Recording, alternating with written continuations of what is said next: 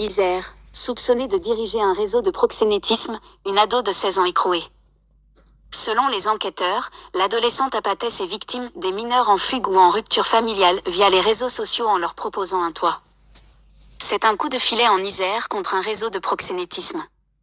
Une adolescente de 16 ans et 4 autres personnes ont été mises en examen et placées en détention provisoire vendredi dans cette affaire, a-t-on appris samedi auprès du parquet de Vienne. L'un des 4 hommes, tous âgés de la vingtaine, écroués aux côtés de la jeune fille, est également poursuivi pour viol sur mineur de moins de 15 ans, a indiqué le procureur de la République Olivier Rabault, confirmant une information du Dauphiné Libéré. Des faits dans plusieurs départements. L'adolescente est soupçonnée d'avoir dirigé un réseau qui contraignait des mineurs, par la violence ou sous la menace d'une arme, à se prostituer plusieurs fois par jour dans des appartements loués sur Airbnb à Vienne, en région lyonnaise ainsi qu'à Cannes dans les Alpes-Maritimes.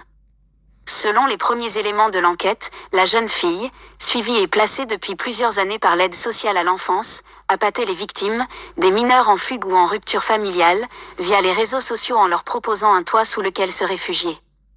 Certains de ses proches, interpellés entre mardi et vendredi, s'occupaient de la location des appartements, d'y conduire les victimes, ou encore de les surveiller lorsqu'elles étaient avec les clients.